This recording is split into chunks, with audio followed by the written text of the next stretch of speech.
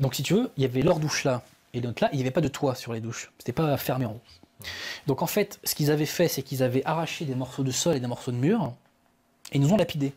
Ils nous ont envoyé des trucs, tu vois. Alors eux, ça les faisait marrer, bien entendu. Mais là, tu serres le point très fort et les dents très fort. Tu ne pètes pas un câble parce que tu sais que si ça part en table générale avec personne pour nous séparer, c'est la guerre à mort. Tu vois ce que je veux dire? Donc là, on prend sur nous, mais derrière, ne me vendez pas un multiculturalisme où on se tient tous par la main. Bon. Autre anecdote un peu glauque, je me permets de la raconter parce que c'est ça la réalité. Hein. La réalité du mondialisme, c'est ça. D'accord? Donc tous les puceaux du réel, écoutez ce que je vous dis.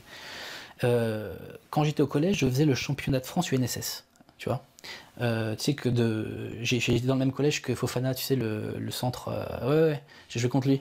Enfin, je suis un peu plus âgé, j'ai fait des entraînements avec lui, Wesley Fofana. Et en fait, donc, on jouait et on allait assez loin. Et on jouait Bobigny, tu vois.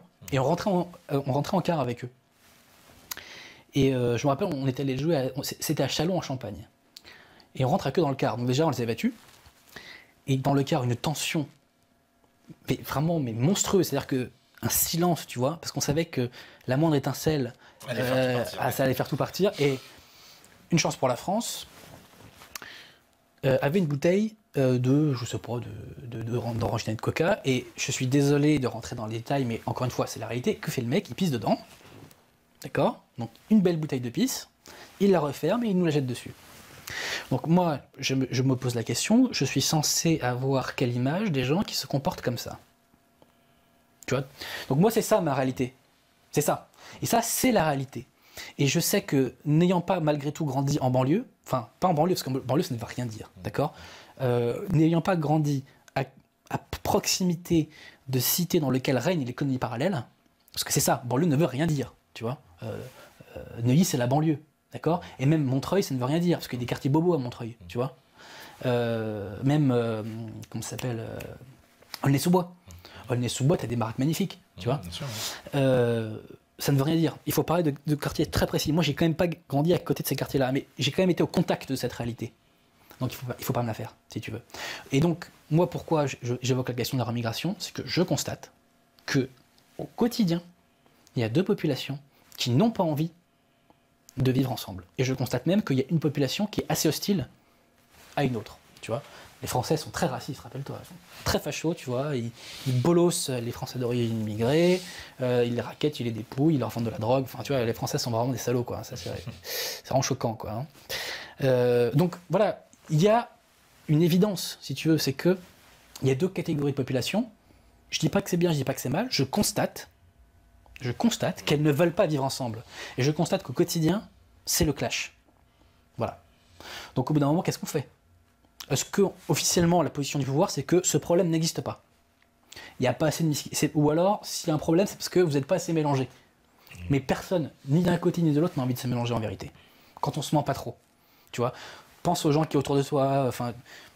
La réalité que tu vois au quotidien, c'est quoi? C'est ça, on le sait tous en vérité, on le sait tous. Il n'y a que les puceaux du réel qui l'ignorent, parce que ce sont des bourgeois blancs qui vivent entre bourgeois blancs. Tu vois? Ou des bourgeois jacobins d'ailleurs, très souvent, qui vivent entre bourgeois jacobins. Voilà. Donc, pour moi, la remigration, de toute façon, est vitale pour la France. Tu sais, je te parlais de la Courneuve. Très concrètement, si la réalité qu'il y a à la Courneuve venait à s'étendre sur la France n'existerait plus. Donc par définition, sans immigration, la France ne survivra pas. C'est évident. C'est évident. Mais la remigration, alors, parce que toi tu vois ça comme un phénomène qui va s'imposer naturellement. Je pense, oui. Est-ce que tu penses que ça pourrait être violent? Parce que c'est ça qui fait peur. C'est ça qui fait très peur. Mais ça fait peur à moi aussi. Même beaucoup de gens, voilà, c'est ce qui fait peur, de se dire quoi, on va mettre les gens dehors, ça va se transformer en Netanyahou, quoi. Allez, tu dégages. Non, parce que quand on mettra la charte et on dira les mecs, c'est ça qu'il faut respecter pour être en France, moi je pense qu'il y en a beaucoup qui signeront pas. Hein. Je pense vraiment qu'il y en a beaucoup qui signeront pas. Tu vois?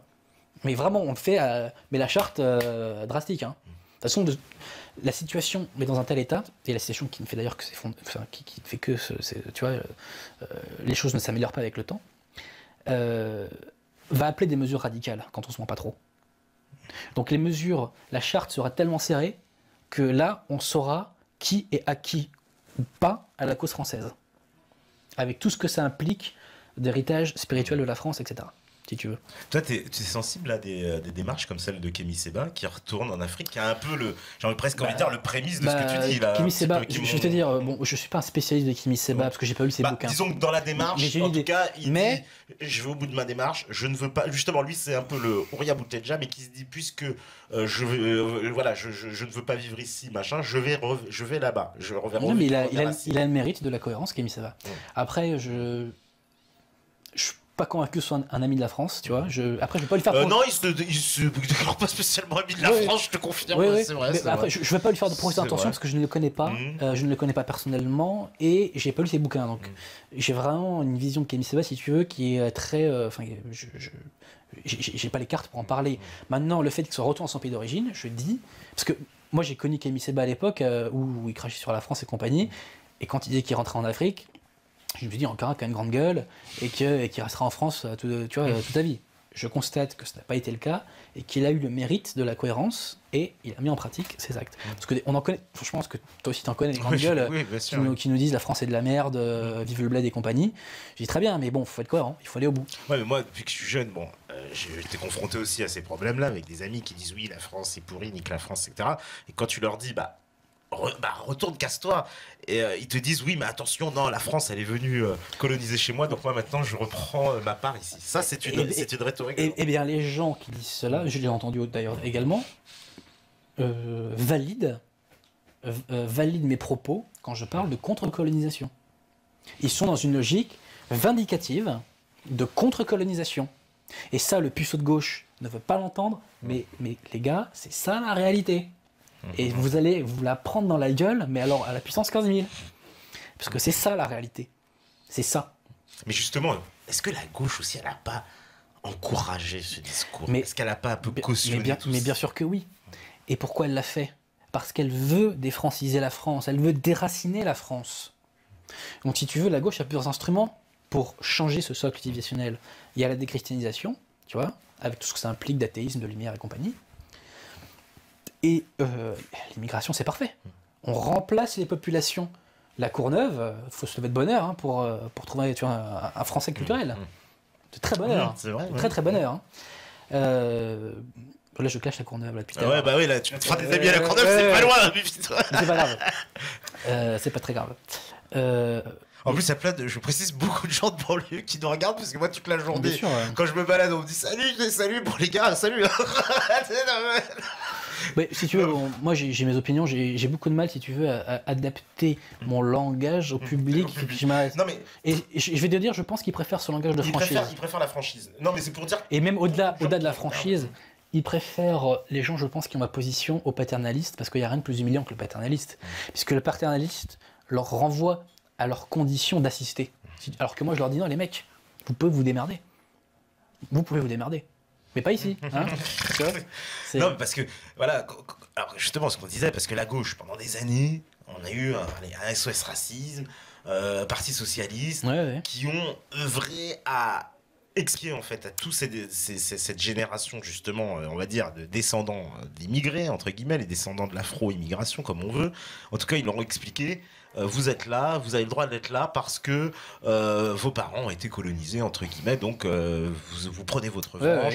Et aussi, vous n'avez pas besoin de vous intégrer, et pire, vous exaltez même votre différence. C'est très bien, il y a une exaltation de la différence. Alors, en fait, jusqu'à certains points, parce que quand on a vu des voiles partout, après on a dit, ah non, mais la différence... Il y a eu un discours ambigu, c'est-à-dire qu'à la fois on exalte la différence, et à la fois on veut dire qu'ils sont français. Mais attendez, soit on est culturellement français, soit on ne l'est pas. C'est tout. Et tu sais, pour en revenir à cette question de la colonisation, c'est très intéressant. Vous avez le droit d'être là parce que vos ancêtres ont colonisé, votre pays d'origine. Donc ça veut dire que les citoyens d'Amérique ont le droit de coloniser l'Angleterre dans ce cas-là. Ça veut dire que les aborigènes d'Australie ont également le droit de coloniser. Enfin, c'est n'importe quoi. C'est complètement délirant, tu vois. C'est complètement délirant. Il n'y a pas de droit à être ici ou à droit à être là. Les gens qui ont le droit à être ici sont les héritiers. Et les gens issus de l'immigration qui ont droit à être ici, entre guillemets, quand je dis droit, tu comprends ce que je veux dire, ce sont ceux qui s'inscrivent dans la généalogie française, dans le sillon français, et qui se fondent qui se fondent véritablement dans la société française et qui se projettent comme des Français. Tu vois, ça c'est mon côté open, d'accord. Après, je constate que dans la réalité, j'en ai pas vu des milliards. Hein. Qui souhaitent vraiment s'investir. J'en ai connu très très peu. Est-ce qu'il n'y a pas aussi un chantage qui pèse aussi? Parce que tout à l'heure, tu parlais, tu disais oui qu'il y avait un ressentiment colonial qui était très fort et qui était un peu, on va dire, presque, voilà, une espèce de, il y a un refoulement, presque une schizophrénie aussi au sein des populations à cause de ça, justement de vouloir à la fois se sentir français et à la fois d'une culture qui a été imprégnée depuis l'enfance, dans laquelle justement la France est rejetée parce que la France a un rôle d'oppresseur, de colonisateur, etc. Donc c'est un peu, c'était pas dans une position facile aussi pour ces gens-là parce qu'ils se retrouvent dans une position où ils ont grandi comme ça et on leur dit bah non. C'est-à-dire que ces gens-là, objectivement, là où ce que tu dis est juste, c'est qu'objectivement ils se sont fait piéger. C'est qu'on aurait dû leur dire c'est soit l'un soit l'autre. Et on leur a fait croire qu'on pouvait mélanger l'eau et l'huile, tu vois. Donc effectivement, on leur a menti. On leur a menti. Et tu vois, quand je vois les images de Bastille, tu vois, tous ces personnes d'origine africaine qui fêtaient la victoire de la gauche, je me dis, mais alors vous, vraiment, hein, mais vous êtes les derniers des derniers, quoi. Ces gens-là vous ont filé pendant des décennies et vous votez pour eux comme des cons et vous vous réjouissez de leur victoire. Mais vous êtes des crétins. Vous êtes vraiment des crétins, quoi. Enfin bon, bref. Ceci étant, la gauche, le crédit de la gauche a baissé ces dernières années dans la banlieue. Oui. Que ce soit... Ils perdent la main quand même. Hein. Ouais, je pense que c'est terminé même. Sincèrement, je crois que c'est fini. Parce que le discours de gauche, on va dire, allez, que j'ai presque envie de dire les discours victimaires, genre les pauvres en banlieue, bref, ça passe plus, mais même chez les mecs de banlieue, je pense qu'ils refusent ce discours-là. Je pense que c'est surtout en ce qui concerne les questions religieuses, c'est que malgré tout, chez ces populations extra-européennes, il y a quand même, enfin, ils n'ont pas abandonné parce qu'ils n'ont pas été lumiérisés, ou ils ont été moins lumiérisés, devrais-je dire plutôt, parce qu'ils sont quand même lumiérisés en partie. Mais il y a quand même un respect du religieux et ils voient que la gauche les clash frontalement sur cette question. Et ça passe pas, très concrètement. Donc autant au municipal, ils peuvent voter pour la gauche parce qu'ils jouent la carte du communautarisme, des allocs et compagnie. Autant au point de vue national, j'attends de voir. Sincèrement... Il risque d'avoir des surprises. Ouais, je pense que ça va pas se passer comme ça. Alors, on va... Allez, je vais prendre des questions parce que sinon je vais me faire engueuler par les métanotes. Alors, qu'est-ce qu'ils me disent Adrien, vous parlez de la gauche comme si elle était la cause de tous les maux. Ouais, c'est le cas, oui. N'est-ce pas la droite progressiste, libérale et bourgeoise qui détruit la France? Mais la droite progressiste, libérale et bourgeoise, c'est la gauche. La droite dont on parle, dont moi je parle, n'est pas l'UMP. Si tu veux. La droite a disparu de l'échiquier politique en 1944. En fait, non, elle a disparu même au début du XXe siècle, en vérité. Tu vois. Mais si tu veux, la droite véritable, c'est-à-dire monarchiste, contre-révolutionnaire, a disparu donc au début du XXe siècle, à cause du ralliement prôné par Léon XIII notamment. Mais ce dont on me parle, c'est la gauche. L'idéologie de la bourgeoisie, c'est la gauche. Au XIXe siècle, on avait une opposition très claire entre d'un côté les bourgeois libéraux républicains qui défendaient l'économie capitaliste et de l'autre côté les légitimistes royalistes qui défendaient l'économie fondée, tu vois, l'économie terrienne. Et donc l'idéologie de la bourgeoisie, c'est la gauche. La gauche a inventé le capitalisme. Si on considère que le capitalisme, c'est le règne de l'argent, c'est la société dans laquelle la valeur suprême et la valeur et la puissance maîtresse est l'argent. C'est la gauche qui a créé le capitalisme, puisque la gauche a détruit les seules forces capables de museler l'argent, c'est-à-dire les traditions politiques et religieuses. Seul l'esprit, au sens dans lequel saint Paul l'évoque, peut museler la matière. D'accord ? Matière contre matière, l'argent gagne toujours. Seul l'esprit peut museler la matière. Or, contre qui s'acharne la gauche depuis sa naissance, parce que la gauche c'est la lumière, c'est synonyme, elle s'attaque à l'esprit, elle s'attaque aux religions, elle s'attaquait aux corporations. C'est la gauche qui a créé le capitalisme. C'est la gauche qui a livré le peuple ouvrier, si tu veux, au capital. C'est la gauche qui a détruit les corporations, qui a détruit les droits collectifs, qui a détruit les communautés de village, etc., etc., etc. Donc la gauche a créé le capitalisme. Le capitalisme sauvage est une création de la gauche. Et je me répète, parce qu'il faut que ça rentre, la gauche est capitaliste par essence. Par essence. Parce que la gauche s'attaque aux seules institutions capables de museler l'argent. Tu vois ? Et bien sûr, les guignols de l'extrême gauche se disent anticapitalistes, mais le problème, c'est qu'ils sont pour la destruction du mal, enfin du remède au mal qu'ils prétendent combattre. C'est complètement con. Alors, il y a un mélange d'hypocrisie et de conneries, là, concrètement. Hein. J'ai envie de dire, de toute façon, la gauche rend bête, hein. Ça c'est évident. La gauche rend con. Ça, c'est un autre débat. Peut-être une émission qui s'appelle La gauche rend con. Tu vois. Mais ce qu'il faut retenir de tout ça, c'est quoi? C'est que l'idéologie de la bourgeoisie, c'est la gauche. Et d'ailleurs, regardez la bourgeoisie française actuelle. Enfin, une partie de la bourgeoisie française actuelle. Mais le discours qu'on entend, c'est quoi? C'est aller à l'église qu'on entend, c'est vive la France, défense de l'armée, défense de la patrie, défense de la religion. C'est pas tout à fait ça le discours actuel. Hein. Enfin, après, peut-être que j'entends mal, tu vois. Ouais, non, je pense mais pas. voilà. Ouais. Donc, je me répète encore une fois, l'idéologie de la bourgeoisie, c'est la gauche. Au moins, alors, je vais regarder un peu les réactions. On me dit, Adrien, de quelle classe sociale tu viens? Tes parents étaient-ils gauchistes pour que tu sois comme ça aujourd'hui? Non, mes parents étaient... Alors, moi, je viens des classes moyennes, tu vois, un petit peu déclassées, suite à diverses péripéties qu'ont traversé ma famille. Après, quand j'ai connu le chômage, heureusement, je suis devenu avocat, mais là, j'ai pu me redresser un petit peu socialement. Le bon Dieu m'a filé un petit coup de pouce, tu vois. Parce que concrètement, si j'étais chômeur, j'ai fermé ma gueule. Hein.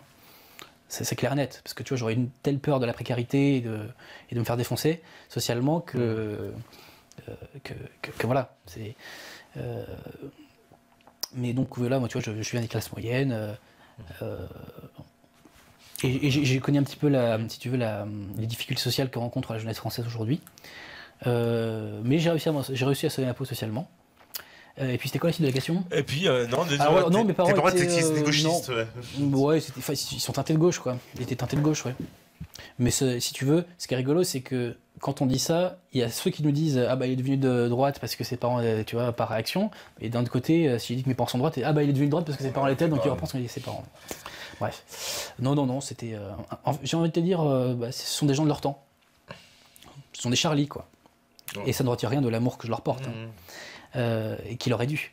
Mais ce sont, voilà, non, je suis, pour mes parents, je suis un extraterrestre, idéologiquement parlant, si tu veux. Donc, voilà, mais je le vis pas trop mal. Hein, bon, ça va alors, j'imagine, on n'est pas les seuls. On me dit, que pensez-vous de l'influence du lobby juif sur la politique française et sa nuance sur la France au détriment du bien d'Israël? Alors déjà, il faut distinguer deux choses. Tu vois, quand on parle de lobby juif, on vise quoi précisément? On vise le CRIF. Oui, c'est essentiellement, on va dire, le lobby français, ce qu'on voit... tu vois, c'est très intéressant. Cette question est très intéressante. Je crois que je reprends un propos de Guillaume Faye, qui était très intéressant sur la question, sur cette question sioniste.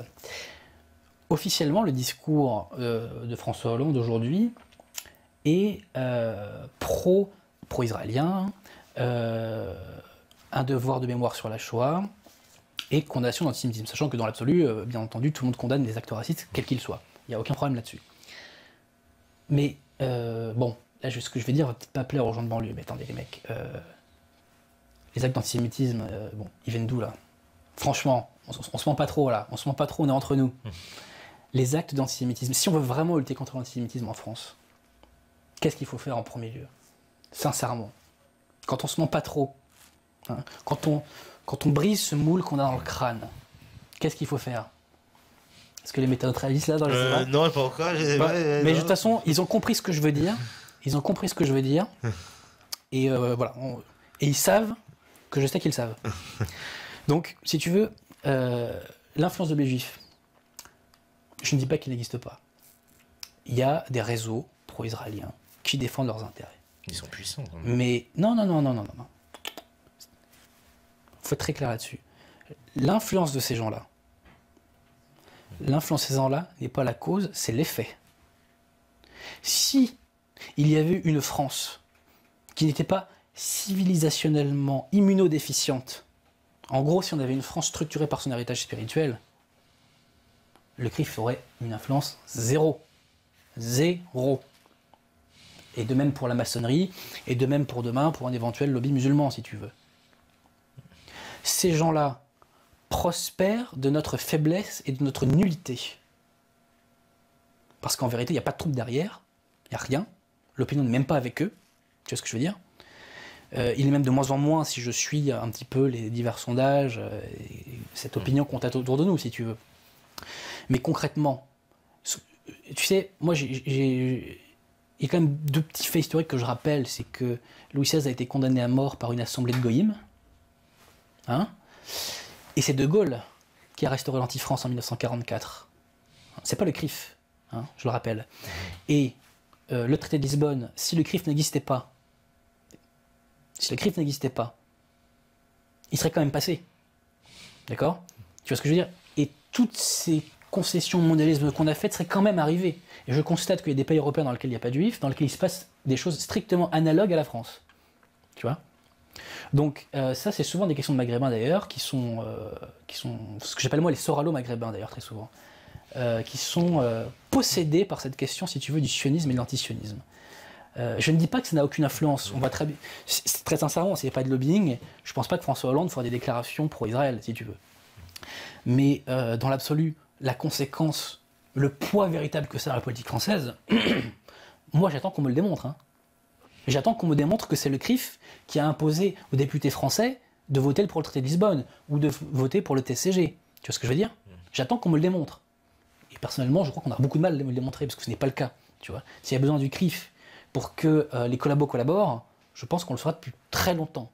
Mais pourtant, ils sont quand même très impliqués, on va dire, dans une chose que j'appellerais ce que tu as appelé l'antiracisme depuis tout à l'heure, justement. Il était quand même porté par ces lobbies-là. Alors ça, tu as raison. Ça, c'est pas faux. C'est pas faux, c'est vrai.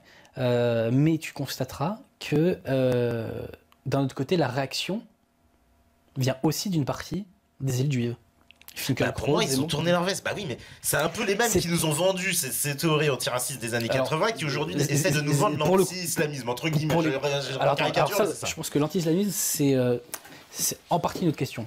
Mais si tu veux, ce que tu dis sur l'association antiraciste est juste. C'est factuellement juste, et je crois qu'il faut être un tartuffe pour le nier. Pour le nier, il faut être un tartuffe. Et de fait, alors là aussi où je te rejoins, c'est que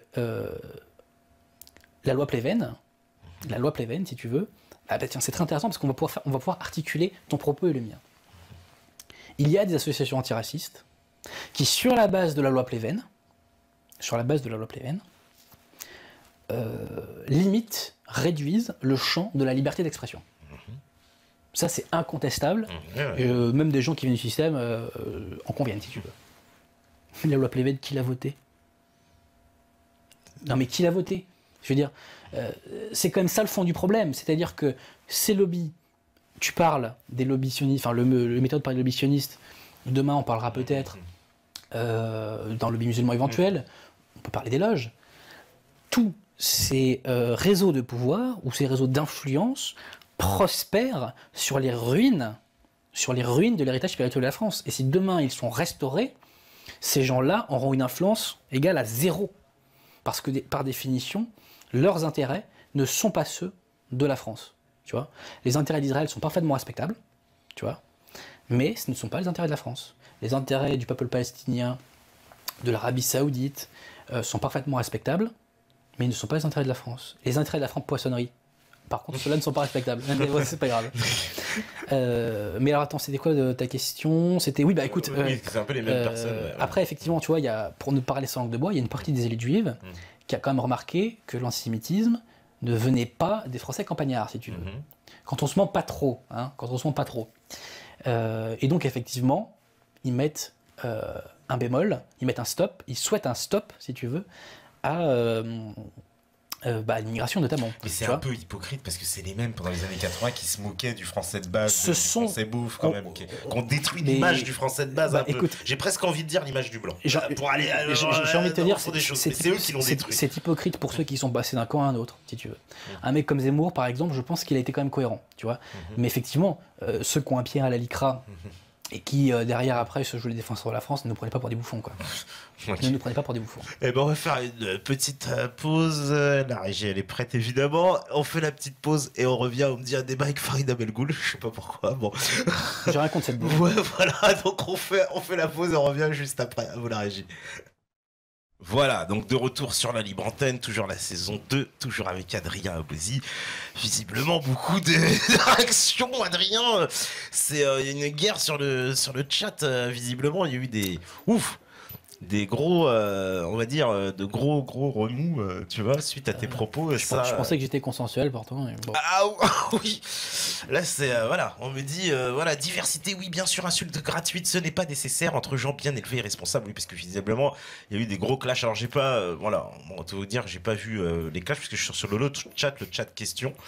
Hein, alors le chat de questions, visiblement, il est bien modéré. D'ailleurs, voilà, on a Gaspard Gaza et Réduit, La Révolte, Libertad, Pas trop les sages. Ils ont du boulot, visiblement, ce soir, tu vois, pour gérer ce chat. Alors, je vais reprendre. Ah bon, il y a quelques questions. Ça, ils adorent. Hein. L'invité est-il sous l'influence de sa femme? Je suis pas marié. Bon, bah voilà, ça, c'est la question troll. Hein, ouais, voilà, comme la 13, après, ils vont dire pourquoi je la pose pas. Quand je dis que c'est les questions troll, il n'y a pas de mal. Hein. Plébiscité. Voilà. Alors, on me dit, comment fait Adrien pour dire que ces Français d'origine africaine, wesh wesh, ont un respect de la religion quand on voit ce qu'est le rap et tout l'univers qui va avec? Ne pense-t-il pas qu'il y a aussi pas mal de Albert Ali, de Salim Laibi et de Anis Al-Feda qu'on ne voit quasiment pas du fait qu'ils sont effacés? Anis Al-Feda, je le connais très bien. Hein. C'est un très bon camarade. Ouais. Anis Al-Feda, moi au quotidien, je ne l'ai pas rencontré 15 000. Hein. Je sais pas. Non mais sincèrement. Alors peut-être existe-t-il. Je dis, je ne les ai pas rencontrés. Tu vois, je ne les ai pas rencontrés. Alors attends, je relis la question parce que on le respect de la religion. Ouais. Bah oui, enfin, si tu veux quand même vis-à-vis de leur famille, on leur a vendu quand même une bonne, enfin, on leur a vendu une bonne image de la religion. Mais ça, c'est le paradoxe, si tu veux, des rappeurs, c'est-à-dire que d'un certain point de vue, ils valorisent un certain discours religieux pseudo-musulman, si tu veux. Alors que de l'autre côté, toutes les valeurs qu'ils propagent vont à l'encontre de cette foi qu'ils prétendent être la leur, si tu veux. Donc ça, c'est vrai que c'est une ambiguïté. Mais si tu veux, le jacobin est un schizophrène traversé par des courants contraires. Donc les afro-jacobins sont traversés par des courants contraires. Et donc oui, des contradictions et des paradoxes chez eux. C'est un peu... Alors tu sais que... Voilà, quand on parlait du discours républicain, ces temps-ci, il y a eu beaucoup d'agressions, on va dire, évidemment, après cette affaire de Charlie, il y a eu des agressions de musulmans un peu partout en France, hein, une recrudescence, et beaucoup de victimes qu'on a vues dans les journaux télé, à chaque fois, elles se défendaient en disant, oui, moi, pourtant, justement, je suis les valeurs de la République. Ah putain, c'est pas terrible ça. Parce que ça, non mais c'est une phrase qui m'a choqué parce que je la voyais revenir constamment. Ce sont des gens qui récitent la leçon qu'on leur a demandé d'apprendre. Mais attends, déjà, un préalable, bien entendu, toutes les actions violentes sont condamnables par définition, si tu veux. Tu vois, quand même, je suis pour la remigration. Je condamne toutes les actions violentes gratuites. Il n'y a même pas de débat là-dessus. Après, dire je suis pour les valeurs de la République, ce n'est pas en se revendiquant de l'anti-France qu'on trouvera sa place en France et qu'on s'enracinera en France, tout simplement. Après, je pense que ce sont tout simplement des gens qui ont été dressés par des réflexes pavloviens et qui répètent ce qu'ils pensent que leur interlocuteur attend d'eux. Mais en plus, on leur a appris que quand même la France c'est la République, c'est respecter la République. Oui, alors que je précise que la République des Lumières, parce que la République ça ne veut rien dire, c'est la forme du gouvernement. Mais la République des Lumières, quand Manuel Valls parle de la République, il vise un contenu idéologique précis. La République des Lumières, je le répète à chaque fois que je viens chez vous, mais ça fait toujours bien de le dire, la République des Lumières est l'anti-France. Et je pense que je l'ai bien démontré ce soir en évoquant le projet idéologique de la gauche. Parce que tout à l'heure on évoquait, tu sais, l'influence des lobbies pro-israéliens, je veux bien, mais moi ce qui m'intéresse, c'est la question du lobby pro-lumière. Et je ne parle pas que de la franc-poissonnerie quand je parle de ça, si tu veux. Je parle d'un état d'esprit global général, qui est 1000 fois plus influent qu'un simple lobby, tu vois. Et encore une fois, la question qui doit être posée, c'est la question de notre faiblesse. Pourquoi notre colonne vertébrale est-elle si faible aujourd'hui? Pourquoi nous sommes civilisationnellement immunodéficients? C'est ça la vraie question. Bon, moi c'est mon dada, tu vois, c'est la question du déracinement. Hein. Toi, tu penses que c'est le déracinement global de cette population qui provoque... bien sûr. Mais la perte de vitalité de la France est due à son déracinement. Son déracinement, mais on va dire global, parce que, le coup, parce que je reprécise quand même ton propos, pour que aussi les gens comprennent bien, aussi bien venant de l'immigration africaine que des Français de souche, parce que qu'on soit bien clair, les Français de souche convertis au républicanisme, ils partagent le... Tout à fait. Moi j'ai déjà dit que je ne serais pas contre l'idée d'expulser de France aussi des gens de gauche, quoi, puisque la haine de la France ils l'ont aussi. Donc, mais eux ils iraient où? Moi ils se démerdent, j'ai envie de te dire. Ils se démerdent, mais c'est pas incohérent. Quand tu vois la haine de la France qui mue un Antifa par exemple, ou un Bobo, j'ai envie de dire mais qu'est-ce que tu fous là, quoi? Qu'est-ce que tu fous là concrètement, quoi? Et puis bon. Mais après on te sort, alors moi tu sais j'ai eu ces discussions là. Alors avec certains blancs comme ça, voilà, je tapais un peu sur les blancs. Non mais c'est intéressant d'évoquer des exemples réels du quotidien. Non bien sûr. Moi c'est ça qui m'intéresse. C'est pas les schémas. Non mais bien sûr parce que ça, justement, voilà, parce que tu parlais justement de, voilà, toi tu parles souvent des puceaux du réel et de la réalité. Et effectivement ça c'est une réalité auquel on est confronté, voilà, moi comme toi, comme tout le monde. Et c'est vrai que je rencontre des gens, des blancs qui me disent, oui mais tu vois, nous, on a été aussi un moment salaud, donc il faut pouvoir, comme une espèce de retour des choses. Alors ça s'appelle pas un blanc, ça s'appelle une baltringue, ça. Ça s'appelle. Voilà, alors là, je te dis. Non, mais c'est d'une telle connerie. Non, mais franchement, moi, si quelqu'un me dit ça, je ne perds même pas une seule seconde à essayer de le convaincre, d'accord? Le bon Dieu, peut-être, pourra lui acheter un cerveau. Tu vois, s'il en a envie, mais je crois qu'il n'y a rien à faire là, à ce niveau-là de conneries, quoi. C'est tellement con, c'est tellement bête, c'est tellement... En fait, en pensant quoi, d'enlever un peu de son identité, on va rétablir une justice, c'est ça un peu... Quelle est la logique, et même quel est l'intérêt, quoi? Je veux dire, Enfin voilà, donc ça s'appelle un jacobin, donc à part les grâces du bon Dieu, on ne peut rien faire pour eux.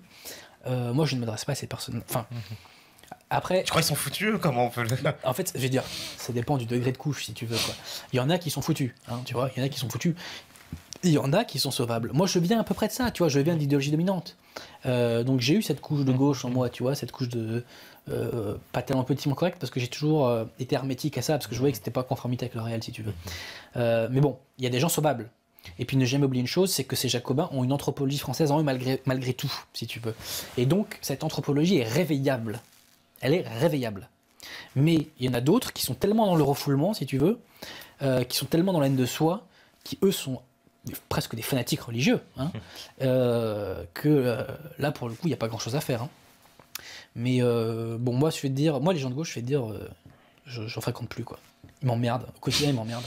Parce que fondamentalement, tu t'ennuies, quoi, avec eux. Tu peux parler de rien.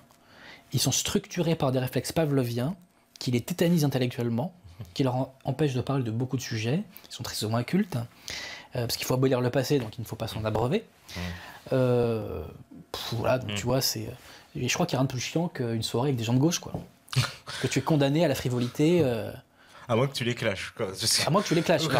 Alors tu te fais traiter de fasciste. Bon, ça s'avoue que c'est marrant, tu vois, de jouer le vilain petit canard. Moi j'ai beaucoup aimé faire ça à une époque, tu vois. Envoyer des missiles comme ça, tu vois, un petit peu politiquement correct. Mais par contre, il faut ne pas craindre l'ostracisme.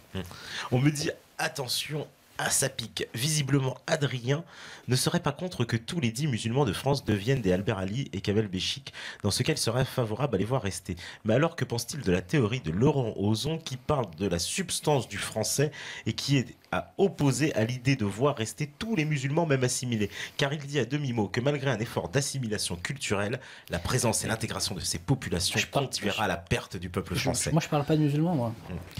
Déplacer le problème sur un terrain religieux, je ne dis pas qu'il ne se pose pas le problème religieux, à une certaine échelle, mais je dis que ce n'est pas le fond du problème.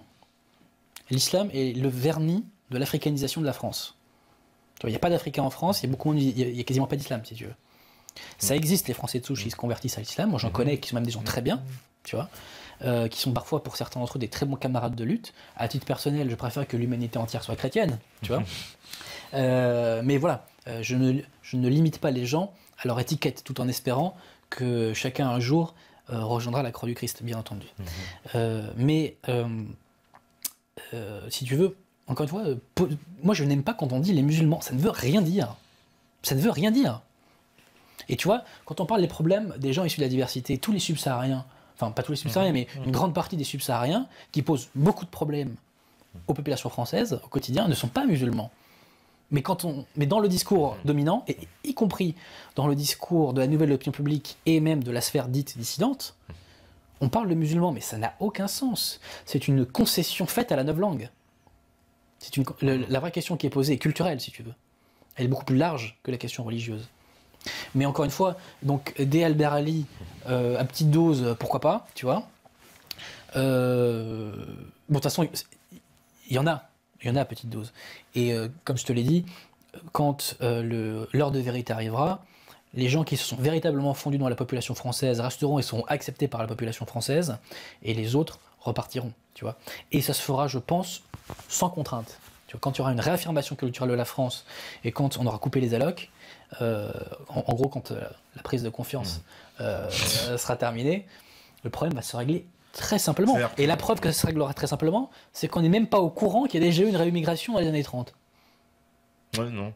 Tu vois ce que je veux dire? L'Algérie, d'ailleurs, c'est ce qui s'est passé en Algérie. Tu considères que c'est une rémigration pour les Français? Pour les pieds noirs, c'est compliqué parce que si tu veux, pour les Européens qui étaient venus en Algérie, effectivement, au cours du 19e siècle, c'est une forme de remigration. Oui, bien sûr. Ouais. D'ailleurs, c'est ça qui est intéressant, c'est que, bon, aujourd'hui, on a acté qu'il était normal que les pieds noirs soient tous rentrés en France. Mais dans ces cas-là, c'est valider le concept de leur migration. Le système valide leur migration. Il la valide. Sans que là, pour le coup, c'est pas tout à fait comparable parce que les pieds noirs avaient moyennement le choix quand même. Hein. Je pense que le FLN n'aura pas forcément fait de cadeau s'ils étaient restés. Ouais, tu penses que ce serait très mal passé Mon petit doigt me le dit, ouais.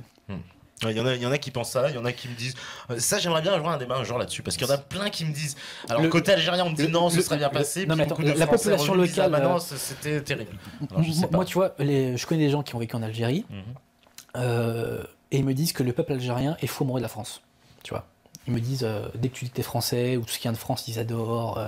Même dans la langue algérienne au quotidien, il y a beaucoup de mots français qui sont passés. Ouais. En revanche, le FLN, je le regrette, hein, mais il est il est structuré par une haine viscérale de la France. Et là, il suffit d'écouter les paroles des mecs. Hein. Je veux dire, ces mecs-là n'hésitent jamais à nous cracher à la gueule.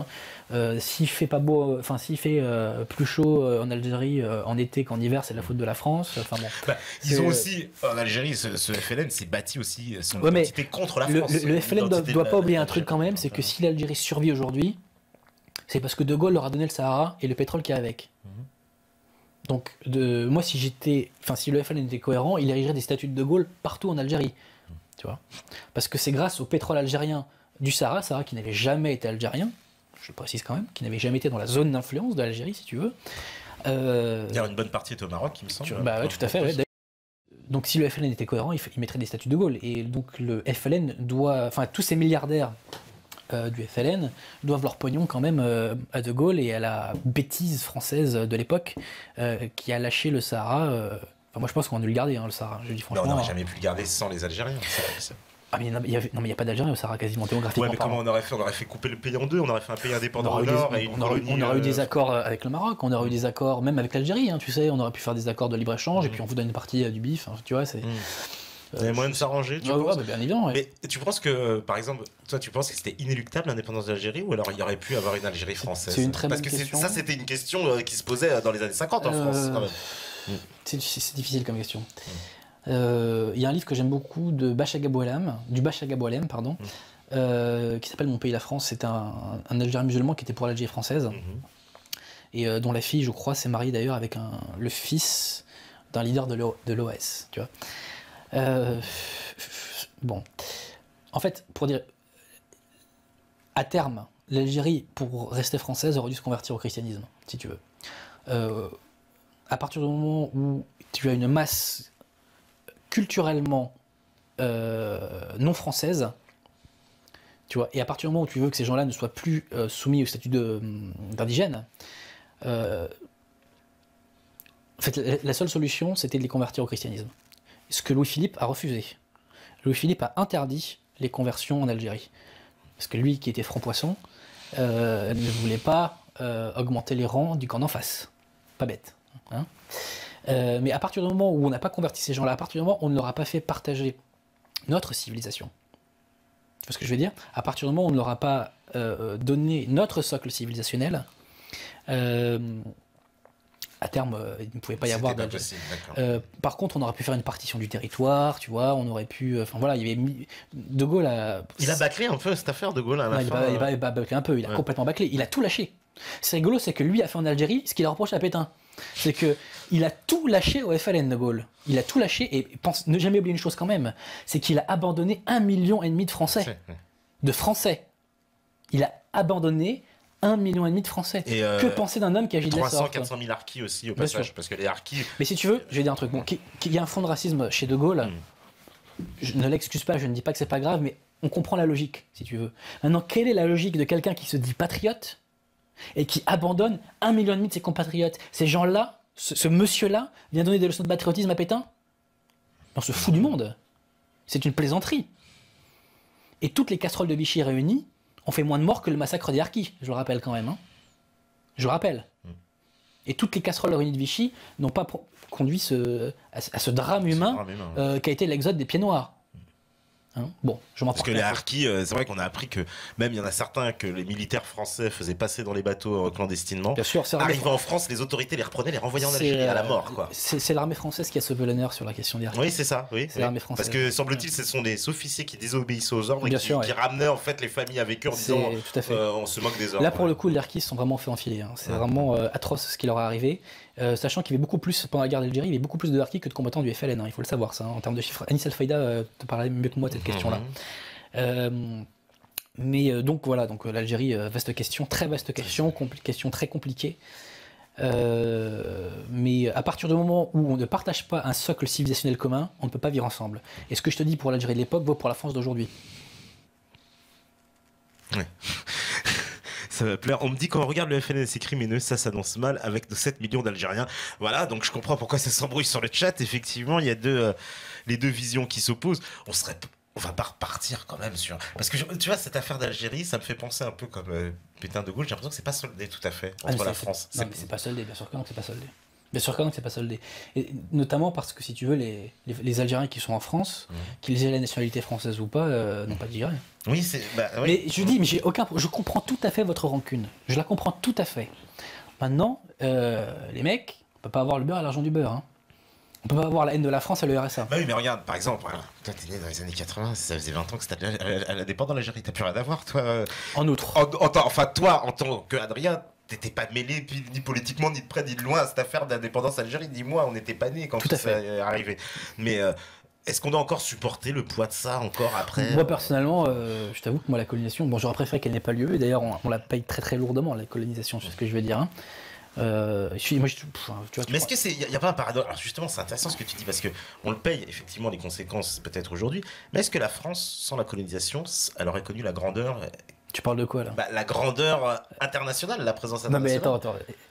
Le moment où la France s'est lancée dans la colonisation, c'est justement le moment où la France a commencé à se péter la gueule. La colonisation, c'est quoi fondamentalement? C'est l'Algérie en 1830. Ah, moi je la plaçais avant. Je place à partir de la colonisation de l'Amérique. Alors, ok, d'accord. Donc ça c'est autre chose. Ça c'est autre chose. Mais si tu veux, c'est pas du tout comparable si tu veux avec la colonisation de l'Afrique. C'est complètement différent. Et d'ailleurs, en quoi c'est différent? C'est que justement dans ces endroits-là, nous avons partagé notre socle civilisationnel commun. Tout à fait. D'ailleurs, on l'a gardé. Et pourquoi mais j'y arrive. C'est que pourquoi nous le gardons? C'est parce que nous avons malgré tout des choses à partager. Nous avons une civilisation à partager. Et ne nous mentons pas, ce ferment, c'est le christianisme. C'est pas étonnant si un député de gauche de je ne sais plus quel dom-tom a dit que le mariage gay risquait de mettre à mal l'unité de la France de ce point de vue-là, si tu veux. Bien sûr, à l'Assemblée. Il avait raison. Mais si tu veux, là, là, il y a eu vraiment... c'est pas du tout comparé avec l'indigénat qui a mis en place la République. Mais pour parler de la colonisation africaine, parce que tu vois, quand on parle de ressentiment colonial, on parle pas des descendants d'Indiens d'Amérique, tu vois. On parle des Africains, quand on se ment pas trop. Il y a eu la colonisation de l'Algérie en 1830, qui a commencé en 1830, mais sinon la colonisation des autres zones de l'Afrique, ça a commencé très tardivement. C'était dans les années 80, si tu veux. C'est pas la période de grandeur de la France. Hein. Les périodes de grandeur de la France, les deux plus grandes périodes de grandeur de la France, c'est le XIIIe siècle et le XVIIe, si tu veux. Ça n'a rien à voir avec la colonisation. La France possède en elle-même tous les ressorts de sa propre grandeur. Ou même la France de Clovis, de Charlemagne, si tu veux, elle n'avait rien à voir avec la colonisation. La colonisation... de l'Afrique en tout cas était une preuve de faiblesse, puisque c'était l'exportation, enfin c'était une preuve de dérèglement, parce qu'on croyait apporter à la civilisation en répandant l'anti-France, tu vois, en répandant les Lumières, ce qui était complètement délirant. C'était vraiment complètement délirant. Sachant que si les gens veulent se renseigner sur l'histoire de la colonisation, je recommande les bouquins de Baudelomeni sur les responsabilités des dynasties bourgeoises. Et il évoque pourquoi, par exemple, Jules Ferry a lancé la colonisation de la Tunisie, notamment parce que son frère était impliqué dans une banque franco-tunisienne ou franco-égyptienne, je ne sais plus, qui avait intérêt à faire exécuter des contrats conclus entre le Dey et diverses banques et compagnies d'assurance françaises, tu vois. C'est l'histoire de pognon, la colonisation, c'est vraiment répugnant. C'est répugnant. C'est vraiment... Mais tout ça pour dire que la colonisation, on l'a payé très cher. Hein, et la contre-colonisation que vit la France est un châtiment. C'est un châtiment. Je veux dire, mais il y en avait certains qui avaient prédit un peu cette situation. Oui, Charles de Foucault, notamment. Et d'ailleurs, il avait dit, hein, si on est la France deviendra la colonie de ces colonies. Ah non, ça c'est Édouard Herriot. Ah, c'est Édouard Herriot qui a dit ça. Ça, c'est Édouard Herriot. Mais bon, ce mec était une quiche, hein, pour le coup, Édouard Herriot. C'est une baudruche républicaine, comme on en a fait tant, enfin, comme la Troisième République en a tant fait. Et celle qui en suivi d'ailleurs. Hein. Mais très concrètement, pour que. Tu vois, on parle toujours du vivre ensemble. Moi, je ne veux pas vivre ensemble. Je veux vivre français. Et les gens avec qui j'échange socialement sont des gens avec qui j'ai des choses à partager. C'est des gens avec qui je suis sur la même longueur d'onde. Tu vois ce que je veux dire? À partir du moment où on ne fait pas de gens des Français, où on ne leur transmet pas notre socle civilisationnel, y a pas de, on ne peut pas vivre ensemble. C'est pas vrai. On veut vivre chacun comme en fait, le vivre ensemble, c'est une façon hypocrite de dire vivre chacun de son côté, en fait. Parce que non, vivre ensemble, c'est un mythe. C'est-à-dire que personne ne veut vivre ensemble. D'ailleurs, si les gens voulaient vivre ensemble, les frontières n'existeraient pas. C'est tout. Et j'ai même envie de dire, si les gens voulaient vivre ensemble, la porte de votre appartement n'existerait pas. C'est tout. Personne ne veut vivre ensemble. Ça, c'est une connerie de gauche, encore une fois. La gauche rembête, hein, je l'ai toujours dit... l'idéologie dominante de gauche, la fatigue ça. L'idéologie dominante de gauche rend con, et ça te fout dans le crâne des maximes, comme le vivre ensemble, comme l'immigration chance pour la France, comme l'Union européenne propage la paix, etc. Enfin, voilà.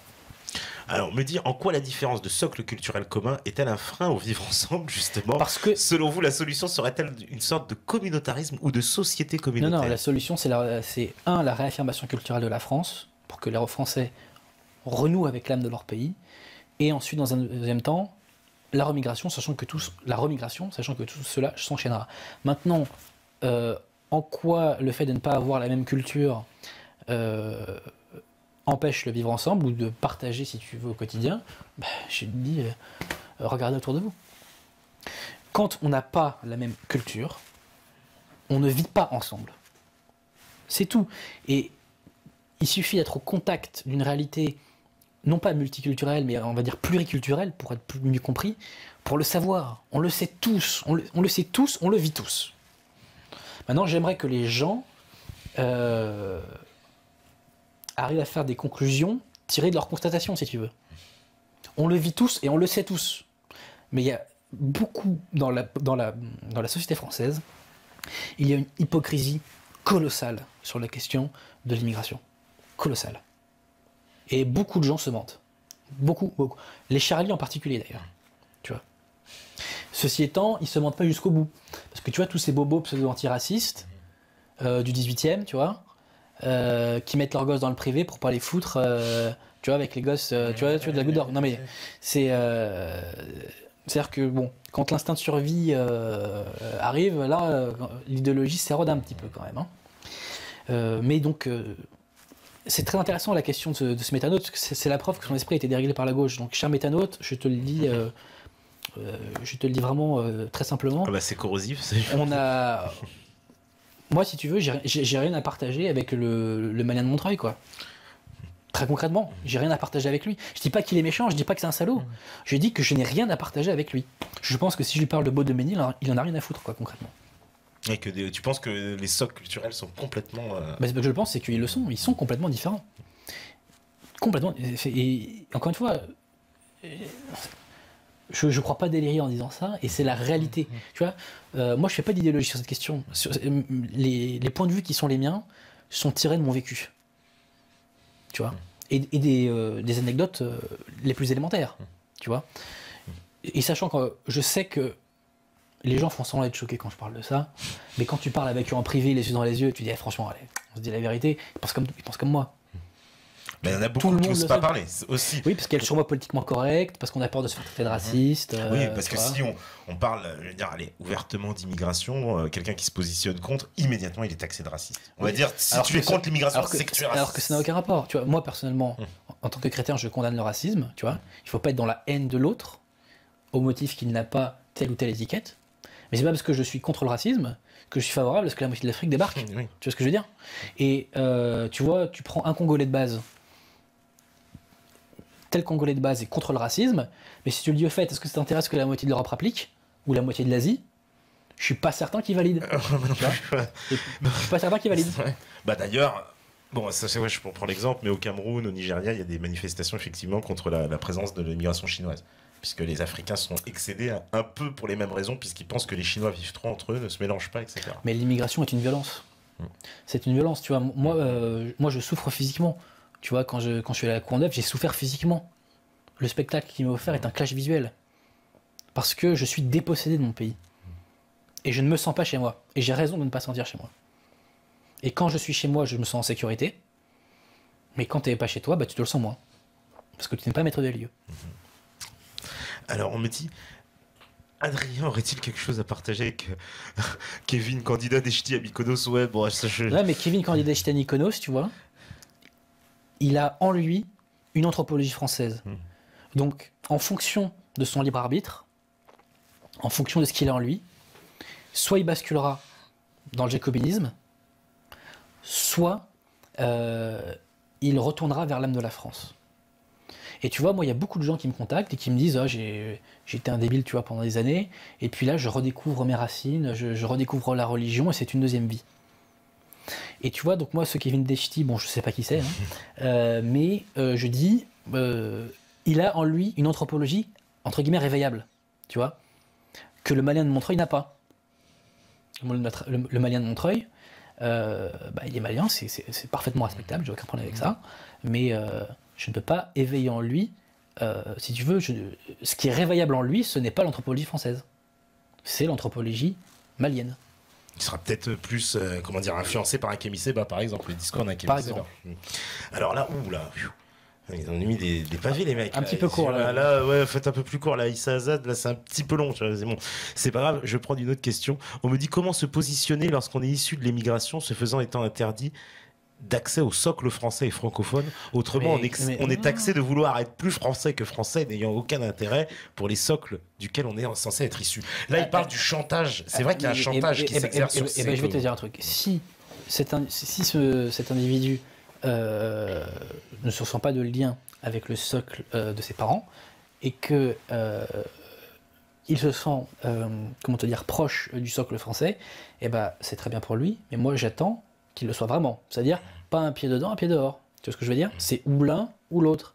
Après, moi, personnellement, je n'ai rien contre le fait qu'on adopte véritablement le socle français. Non, oui. Mais je constate... Après, si tu veux... Lui, ce qu'il dit, c'est qu'il se fait... il est ostracisé dans son propre camp, quoi. Qu'on lui dit, tu veux faire le français. Ouais, mais il faut choisir. De ce cas-là, tu dis, si tu veux faire le français, écoute, oui, et alors? Je vis en France. Tu vois, je te parlais de mon pote avocat d'origine algérienne. Il me racontait que son père lui payait des leçons de français. Et son père, dans son milieu, on le critiquait, on lui disait mais pourquoi tu ne donnes pas des leçons d'arabe à ton fils plutôt que des leçons de français? Il dit parce qu'il vit en France. Donc les gens qui se foutraient de la gueule de quelqu'un qui souhaite acquérir la civilisation française et être acquis à la cause française, il faut leur répondre, mec, t'es un bouffon. Point. C'est tout. Inverser le verre, parce que pour le moment, on va dire dans les quartiers, c'est celui qui prendrait la France qui est pris pour le bouffon. J'entends bien, mais est-ce que les gens des quartiers sont des modèles de réussite? Est-ce que l'économie parallèle est un modèle de réussite? Est-ce que le chômage de masse est un modèle de réussite? Et je dis ça sans mépris.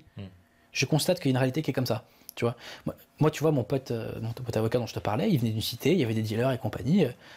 Il en avait rien à foutre des ondis. Est-ce que tu crois pas que justement, allez, je vais l'appeler la Kaira culture, qui est la culture favorite. La street crédibilité. La street crédibilité, la culture favorite en tout cas de chaînes de télé comme Canal+, qui adorent mettre ça en avant à travers des reportages, des animateurs, des attitudes, etc.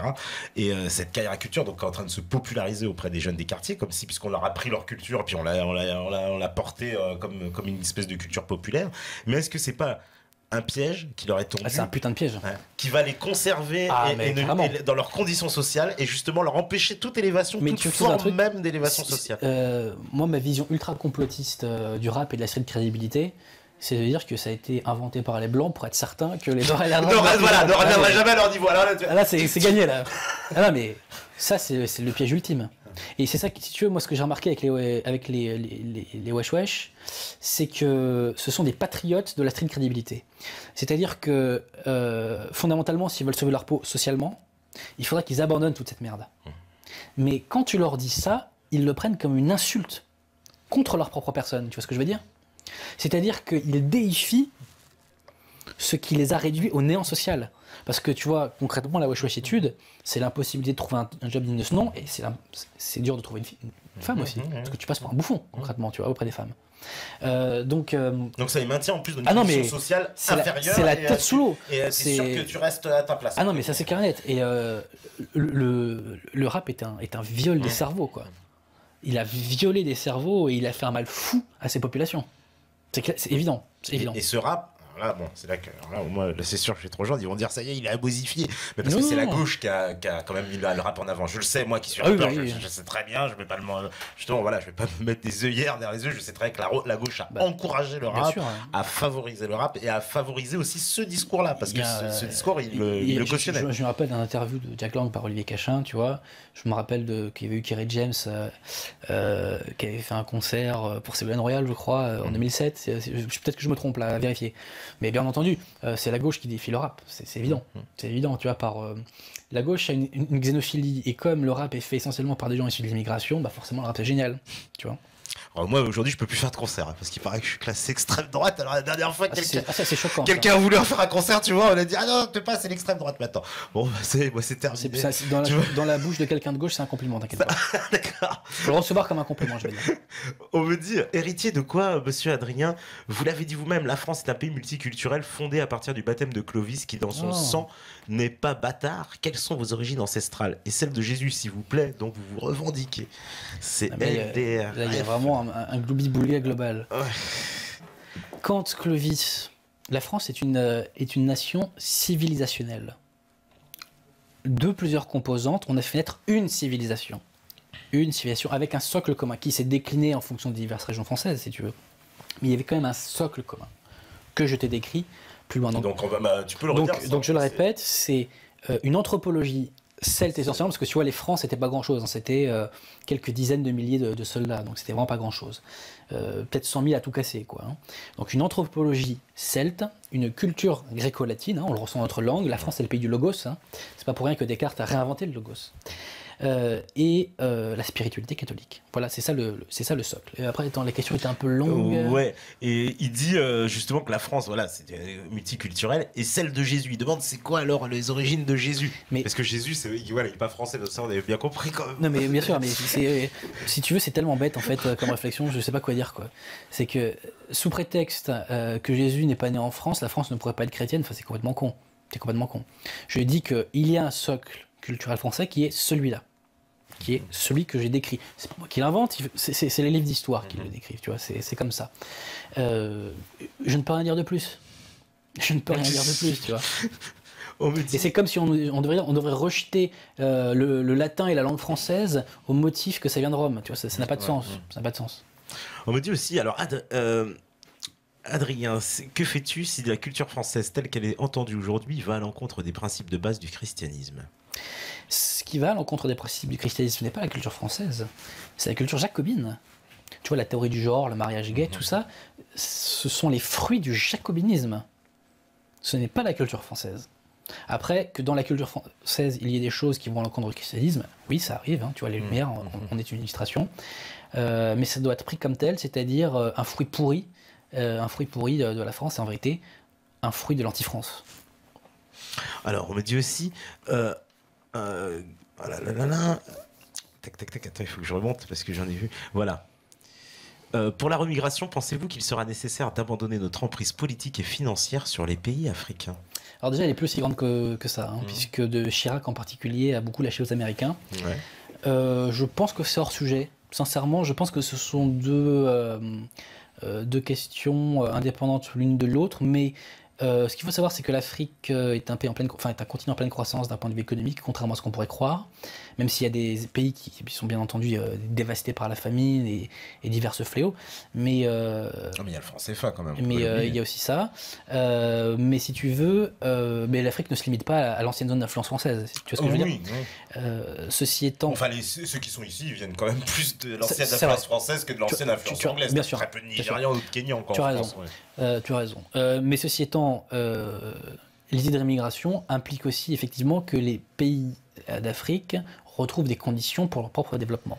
Donc on peut, de ce point de vue-là, tu vois, je vais aller dans le sens du métanote, faire la jonction entre l'un et l'autre. Maintenant, ce qu'il faut savoir, c'est que on a beaucoup lâché. Hein. La France-Afrique existe encore, mais Chirac a beaucoup lâché sous la Clinton. Et puis il paraît que justement, on est beaucoup maintenant un peu valet des Américains sur cette affaire. Mais bon, pas que sur celle-là, hein. Je vais te le dire. Ça, à la limite, s'il y avait que ça serait pas mal. Ça serait pas mal. On me dit, mon petit Adrien, permettez-moi, je pourrais être votre grand-mère. Donc, où vais-je si votre projet de France théocratique se réalise? Je suis française depuis au moins mon ancêtre Jacou le Croquant. Je suis ni de droite ni de gauche. Bien que baptisé et élevé dans la religion, je suis devenu agnostique à 20 ans et positivement athée. Bébête, comme vous dites, après 45 ans. Non, je ne suis pas pucelle non plus, j'ai 2 enfants et 2 petits-enfants. Alors qu'allez-vous faire de moi me clouer sur la croix? C'est Geneviève Tabouis. On lui passe le bonjour. Mais ma chère Geneviève, vous êtes une jacobine, vous avez le droit de l'être, mais moi j'ai le droit d'être français. Elle est fâchée. Mais Geneviève est fâchée parce que le pire ennemi du jacobin est le français. Le jacobin aime l'Algérien, il aime le Marocain, il aime le Chinois, il aime l'Israélien, il aime le Saoudien, il aime l'Hindou. Mais non, parce que le français est son rival. C'est le français qu'il doit effacer pour faire venir le nouvel Adam, pour faire venir l'homme nouveau. Donc, chère Geneviève, vous êtes une jacobine et c'est votre droit le plus strict. Mais moi, mon droit le plus strict, c'est d'être un ennemi de l'anti-France et d'être un Français fidèle à l'héritage spirituel de la France. Bon, voilà, Geneviève, mais en tout cas, ça ne retire pas le fait que Geneviève est très certainement une bonne mère. Voilà, etc., non, etc. Le plus grand respect pour Geneviève.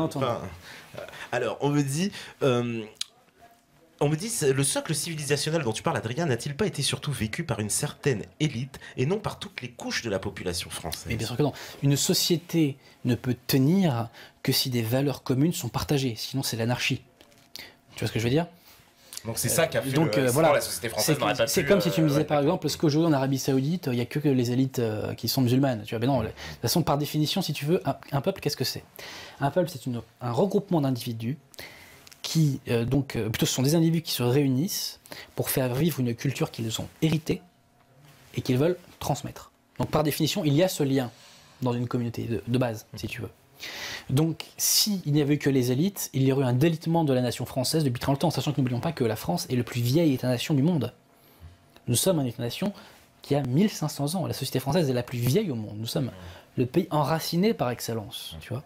Nous sommes le pays de la transmission par excellence. Mais attends, même les Chinois, ils sont plus vieux quand même. Alors les Chinois, tu as raison, la civilisation chinoise est plus vieille, mais si tu veux, la Chine en tant qu'État unifié, les moins. Mais admettons, on est le deuxième, mais bon, tu vois, c'est pas... le premier en Europe. Et de loin, et de très très loin. Alors, on me dit quoi encore? Adrien, les méthodes jacobines se retrouvent chez de plus en plus de pays. Pensez-vous à une conspiration mondiale? Non, c'est l'évolution.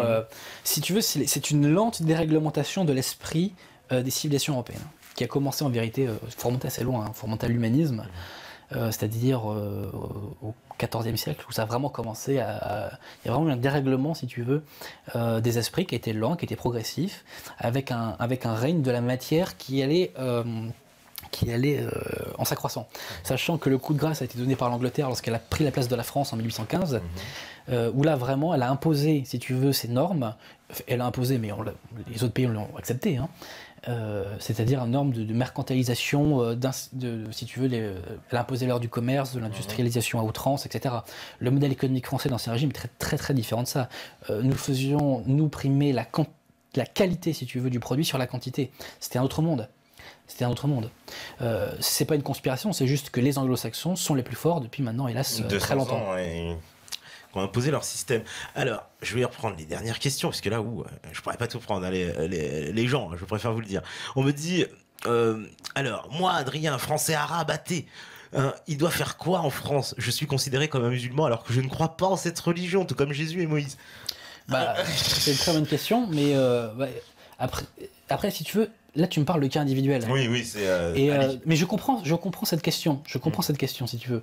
Mais le problème ne se pose pas d'un point de vue individuel. Il y a beaucoup de gens issus d'immigration qui sont des gens très bien. C'est pas le problème. Il faut poser la question d'un point de vue de la société et d'un point de vue de la cohésion de la collectivité française, si tu veux.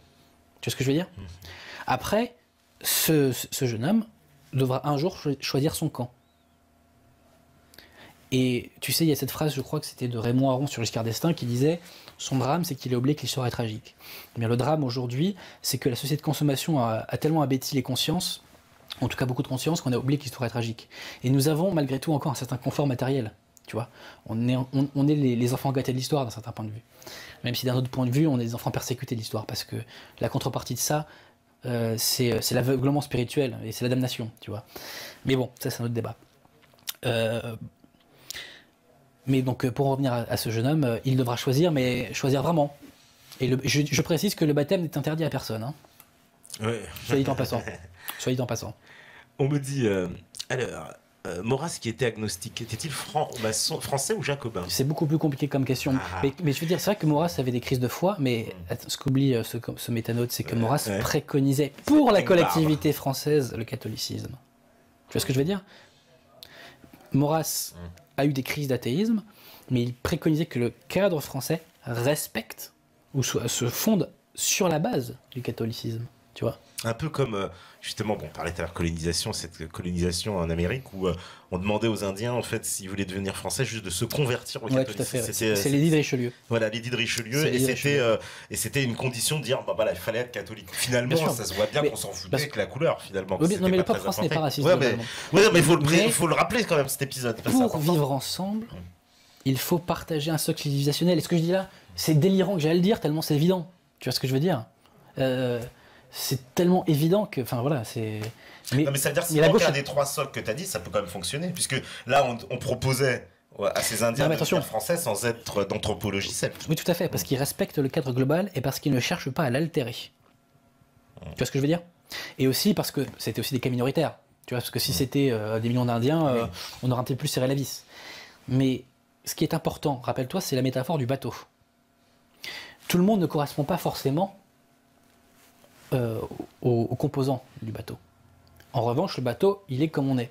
Donc qu'il y ait des Français de diverses religions, pourquoi pas, mais, et d'ailleurs il y a eu des patriotes qui n'étaient pas catholiques, hein, il y a eu des patriotes protestants, il y a eu des patriotes juifs, je pense à Marc Bloch notamment, tu vois, mais ces gens-là, leur point commun, c'est que c'était des putains de patriotes, et qu'ils aimaient la France telle qu'elle est, ils aimaient leur cadre. Marc Bloch par exemple, tu vois, un historien que j'aime beaucoup, a écrit un très beau livre sur la société féodale.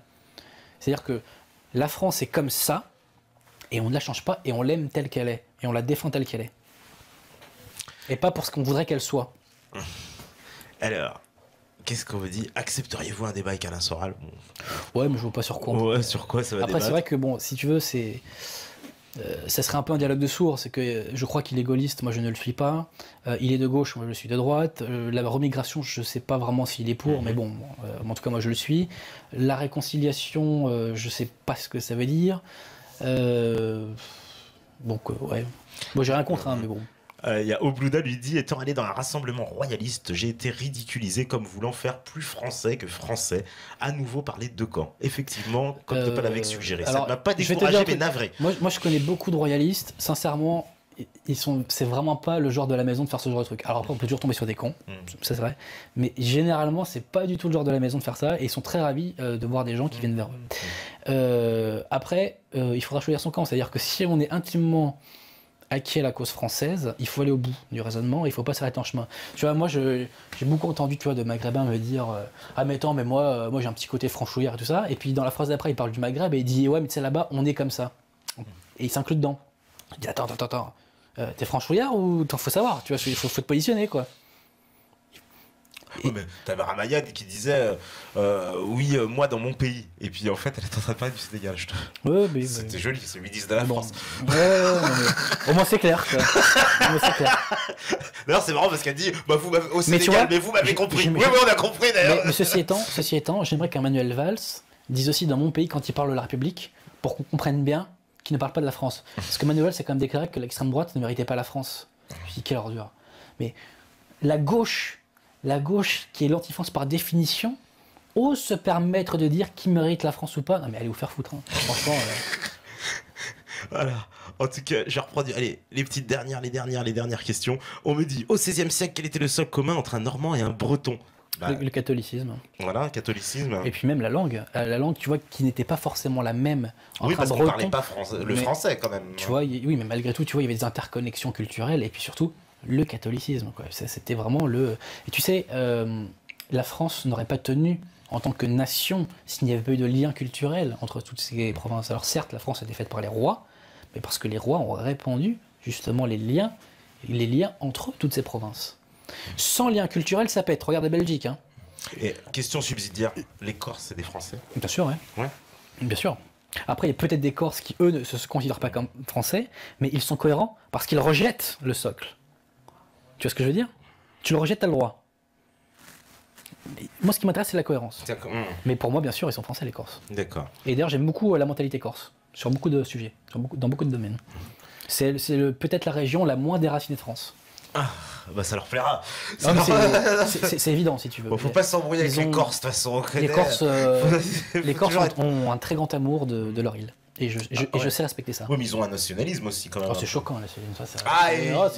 Je mets le mot sur un. Mais quand même, on peut parler un peu de nationalisme corse. Alors, je vois ce que tu dis, autant pour au sens séparatiste, oui.